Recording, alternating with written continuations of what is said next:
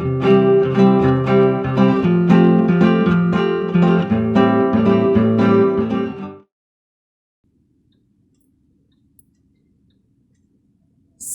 mempelai Kristus dimanapun berada.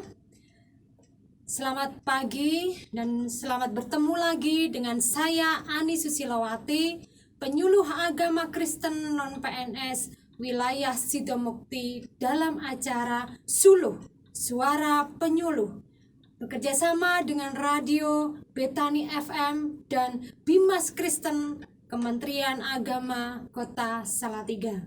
Bapak Ibu yang terkasih di dalam nama Tuhan Yesus, pada kesempatan pagi hari ini kita mau belajar kebenaran firman Tuhan bersama-sama. Tetapi sebelum kita belajar kebenaran firman Tuhan, mari pada pagi hari ini kita mengawali dengan kita berdoa terlebih dahulu. Mari kita satu dalam doa, kita berdoa. Tuhan Allah Bapa kami yang bertata dalam kerajaan surga yang mulia, kembali ya Tuhan Yesus, pada kesempatan pagi hari ini kami datang kepadamu Tuhan, di mana pada kesempatan pagi hari ini kami boleh mengucap syukur di hadapan Kau Tuhan, karena Engkau baik dalam hidup kami, terbukti Tuhan senantiasa menyertai kami dan memimpin kami di dalam setiap kehidupan kami Tuhan, sehingga pada pagi hari ini Tuhan kami mau belajar kebenaran firman-Mu. Tuhan akan memberkati kami dari awal pertengahan hingga akhir dalam penyampaian kebenaran firman-Mu, dalam kami belajar kebenaran firman-Mu. Bila kuasa Tuhan sendiri yang akan beracara pada pagi hari ini dari awal pertengahan hingga akhirnya. Terima kasih Tuhan, kami sambut kebenaran firman-Mu pada pagi hari ini. Hanya di dalam nama Tuhan Yesus kami berdoa kepada Bapa di surga. Haleluya Tuhan, amin. Bapak Ibu mempelai Kristus yang terkasih di dalam nama Tuhan Yesus Kristus dimanapun berada, pada kesempatan pagi hari ini kita mau belajar kebenaran firman Tuhan yang terambil dari Amsal, kitab Amsal pasal yang ke-13, Amsal yang ke-13 ayat yang ke-22.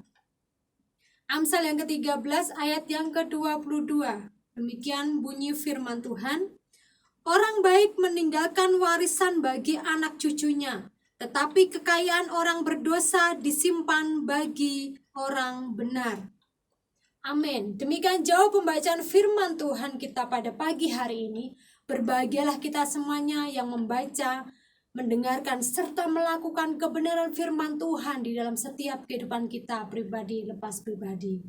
Bapak Ibu pempelai Kristus yang terkasih di dalam nama Tuhan Yesus, pada pagi hari ini saya akan memberikan judul kebenaran firman Tuhan kita pada pagi hari ini, yaitu mewariskan legacy keluarga. Mewariskan legacy keluarga.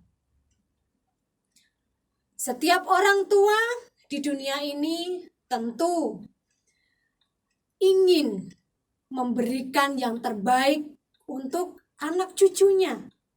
Ingin memberikan apapun yang diingini oleh anak cucunya.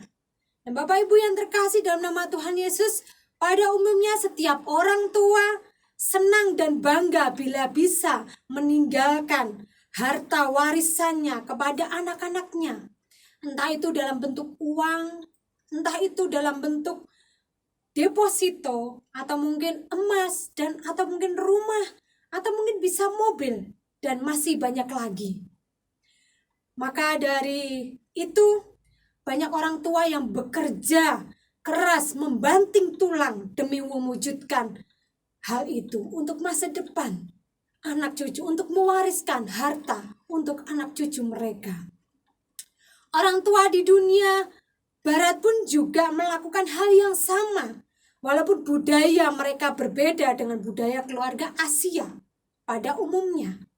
Di mana dalam budaya barat, anak berumur 18 tahun mereka harus mandiri. Tetapi ketika berbicara tentang warisan, semua keluarga di dunia ini pasti memikirkan hal yang sama. Dan pembacaan firman Tuhan pada pagi hari ini, kita mau melihat di mana Amsal yang ditulis oleh Raja Salomo, seorang yang sangat berhikmat dan kaya dengan warisannya, begitu dinikmati oleh anak cucunya warisan dan harta yang dimiliki oleh Raja Salomo. Dan Raja Salomo mengatakan bahwa orang tua harus mempersiapkan warisan untuk anak-anak dan keturunannya. Bapak Ibu yang terkasih di dalam nama Tuhan Yesus Kristus, pada pagi hari ini, kita mau melihat melalui kebenaran firman Tuhan yang kita baca dari Amsal 13 ayat yang ke-22. Ada dua karakter orang yang berbeda dalam mendapatkan atau mengumpulkan kekayaan. Ada dua karakter orang yang berbeda. Yaitu yang pertama yang kita bisa melihat bersama-sama, yaitu karakter orang yang baik. Dalam ayat 22a, dalam Amsal tadi yang kita baca, Amsal 13 ayat yang ke-22a, di sana dikatakan, orang baik meninggalkan warisan bagi anak cucunya. Orang baik meninggalkan warisan bagi anak cucunya. Bapak Ibu yang terkasih dalam nama Tuhan Yesus Kristus dimanapun berada, kata orang baik dari bahasa Ibrani, kata benda top, dan dapat diartikan sebagai baik atau lebih baik atau bermanfaat.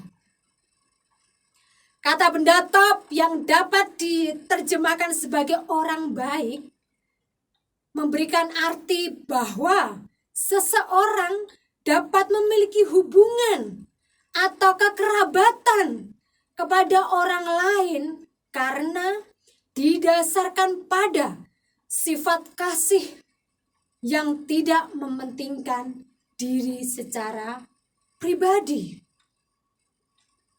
Dan oleh sebab itu, seseorang yang mempunyai karakter yang baik mampu berkomunikasi mengenai semua kebaikannya dalam wujud apapun. Dan dalam ayat ini orang baik dapat mewujudkan sifat kebaikannya dengan mewariskan setiap harta kepada keturunannya. Orang yang berbuat baik tentunya akan menghormati Tuhan dengan hartanya dan menggunakannya untuk melayani Tuhan. Bapak Ibu yang terkasih dalam nama Tuhan Yesus, dimanapun berada, seseorang yang baik akan mendidik anak-anaknya dengan memberi pelajaran untuk berhemat. Dan orang benar akan mengumpulkan hartanya dengan cara yang benar, dengan bekerja keras, sehingga kekayaannya dapat dinikmati oleh anak cucu dan orang lain yang membutuhkan bantuan mereka. Selain itu, harta kekayaannya digunakan untuk melayani Tuhan. Bapak Ibu yang terkasih dalam nama Tuhan Yesus, orang yang pertama di sini dikatakan bahwa orang yang baik meninggalkan warisan bagi anak cucunya. Orang yang baik, bagaimana sih cara mereka mengumpulkan harta bendanya, harta kekayaannya? Yaitu dengan bekerja keras, membanting tulang dengan cara yang benar. Mereka mengumpulkan harta mereka, mengumpulkan kekayaan mereka. Dan tujuan orang baik ini dalam mengumpulkan hartanya, dalam mengumpulkan kekayaannya bagi anak cucunya, bagi orang lain.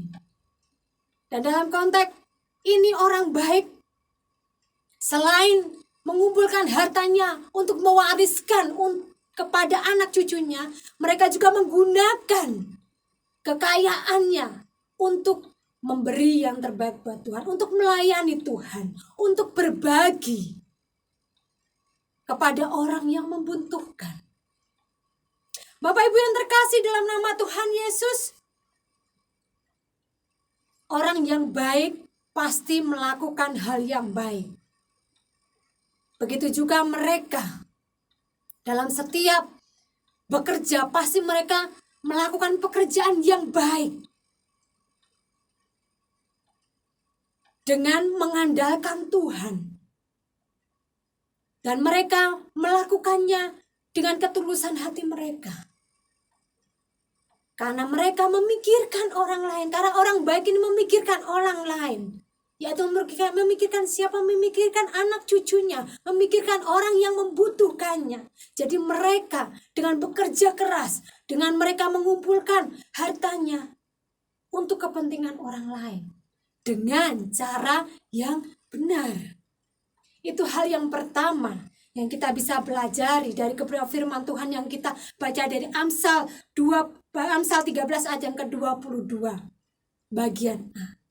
Dan orang yang kedua, karakter orang kedua yaitu orang berdosa. Dalam ayat 22b di sana dikatakan, tetapi kekayaan orang berdosa disimpan bagi orang benar.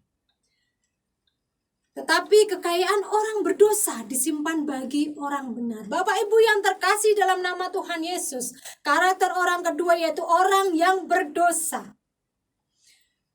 Dalam bahasa Ibrani kata kerja, hote, memiliki arti sedang berdosa. Kata hote dapat berfungsi sebagai kata benda yang memiliki arti sebagai orang berdosa. Arti dasar dari kata hote menunjukkan kepada kegagalan seseorang terhadap apa yang dicapai. Dan kegagalan ini dapat mengarahkan seseorang bertindak salah dalam mengumpulkan harta sehingga orang tersebut jatuh miskin.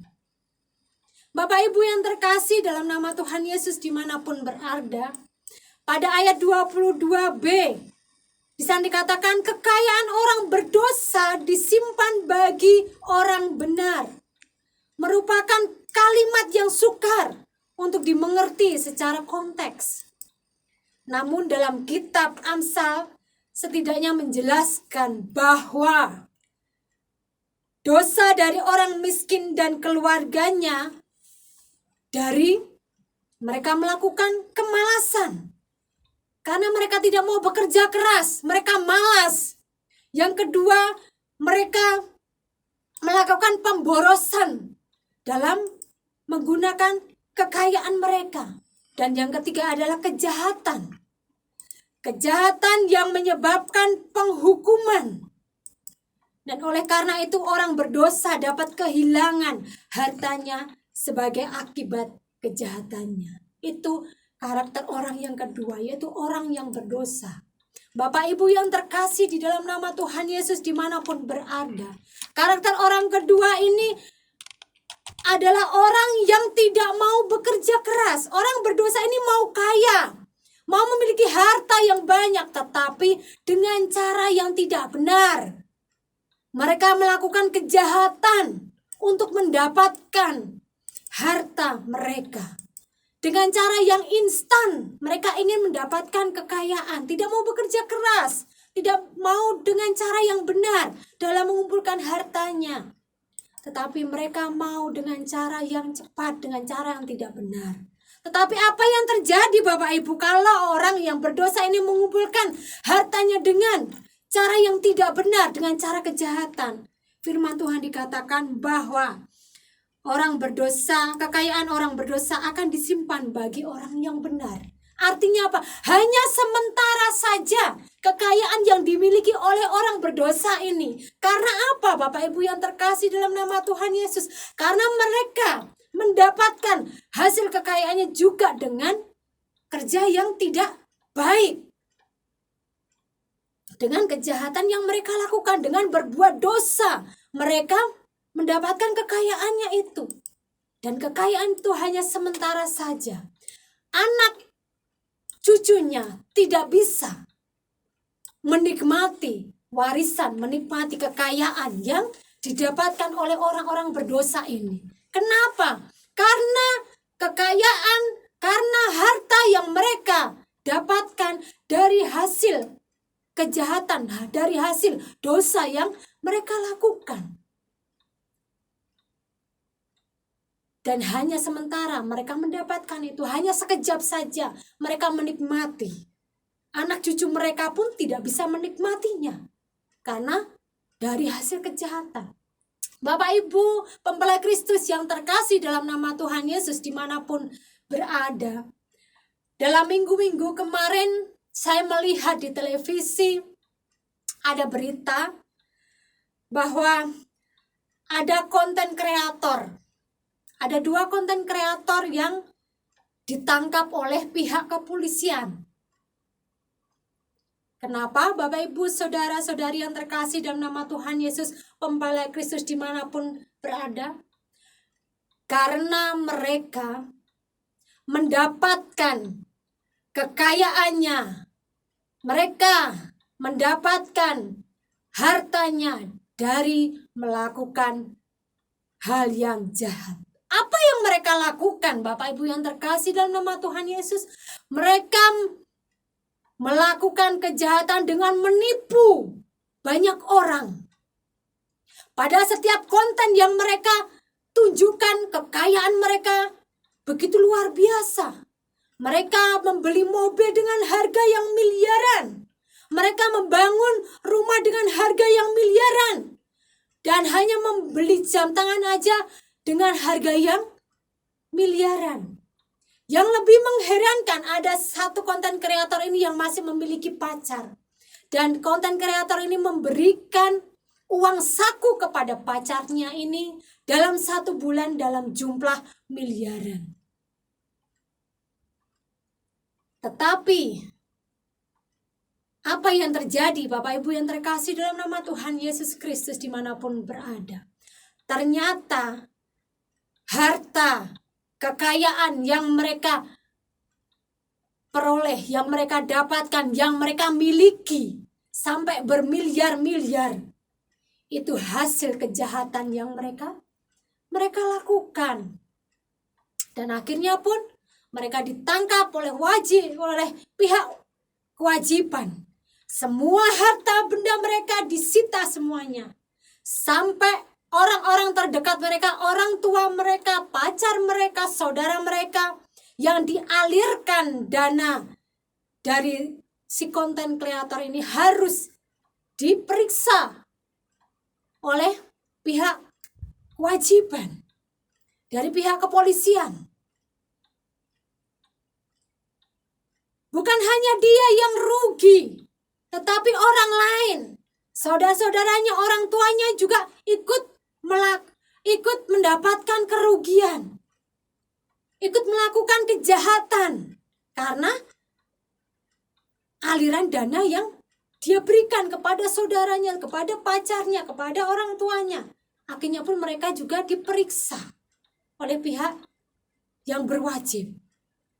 Nah, Bapak Ibu yang terkasih dalam nama Tuhan Yesus, itu satu contoh di mana orang mau mendapatkan kekayaan dengan hal yang pintas, dengan hal yang mudah. Mereka ingin menikmati kekayaan, menikmati semua hal yang mereka inginkan dari hasil kejahatan. Dan anak cucu mereka pun tidak bisa menikmati itu karena apa? Hanya sementara saja, hanya sekejap saja.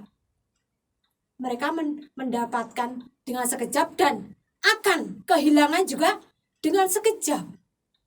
Bapak Ibu yang terkasih dalam nama Tuhan Yesus Kristus dimanapun berada, dari 2 karakter orang ini kita bisa membedakan. Dan kita bisa melihat bagaimana sih cara yang benar sebagai orang-orang percaya kepada Tuhan. Apa yang harus kita lakukan supaya kita sebagai orang tua, kita bisa mewariskan kekayaan kita kepada anak cucu kita. Apa yang harus kita lakukan? Apakah kita mau memilih dari karakter orang yang pertama atau kita mau memilih karakter orang yang kedua? Pastinya sebagai orang yang percaya kepada Tuhan, sebagai umat pilihan Tuhan, pasti kita akan memilih orang yang pertama, yaitu orang yang baik. Di mana orang yang baik ini mengumpulkan harta kekayaannya dengan bekerja keras, dengan cara yang benar, sehingga mereka dapat mengumpulkan harta dan orang lain dapat menikmatinya, anak cucunya dapat menikmatinya. Dan bukan hanya anak cucunya, sebagai orang benar, apa yang dimiliki itu untuk kemuliaan bagi nama Tuhan. Bapak Ibu yang terkasih dalam nama Tuhan Yesus dimanapun berada, mari kita sebagai orang-orang benar, sebagai anak Tuhan, sebagai orang percaya, kita mau mengumpulkan harta kekayaan kita dengan cara yang benar, sehingga anak cucu kita dapat menikmati hasil kekayaan kita.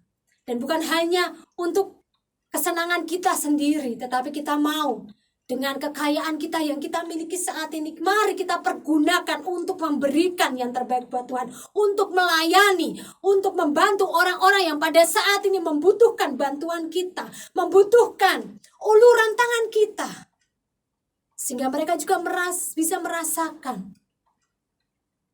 berkat yang kita miliki. Bapak Ibu yang terkasih dalam nama Tuhan Yesus, biarlah melalui dua karakter orang ini kita mau belajar. Sebagai orang-orang benar, kita mau hidup kita menjadi orang yang benar, orang yang baik di hadapan Tuhan. Apapun yang kita lakukan, mari kita lakukan dengan takut akan Tuhan.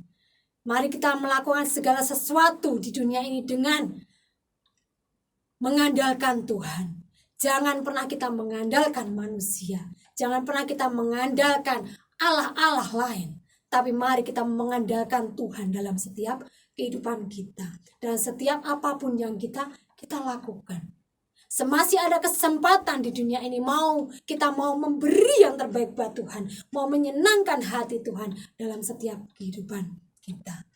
Biarlah firman Tuhan pada pagi hari ini yang singkat ini boleh menjadi pelajaran bagi kita sebagai orang-orang benar, sebagai umat pilihan Allah, sebagai orang percaya.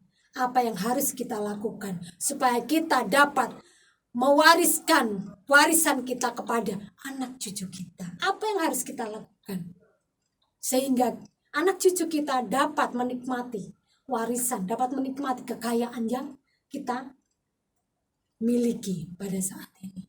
Demikian jawab pembacaan firman Tuhan dan dengan belajar firman Tuhan kita pada pagi hari ini.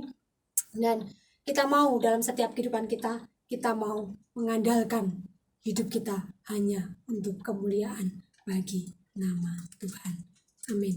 Mari pada saat ini kita mau satu di dalam doa, kita mau bersyukur kepada Tuhan pada pagi hari ini atas kebenaran firman Tuhan yang kita telah pelajari bersama-sama. Mari kita bersatu di dalam doa. Kita berdoa. Tuhan Allah Bapa kami yang bertata dalam kerajaan surga yang mulia, kembali ya Tuhan Yesus, pada pagi hari ini kami telah belajar akan kebenaran firman-Mu Tuhan.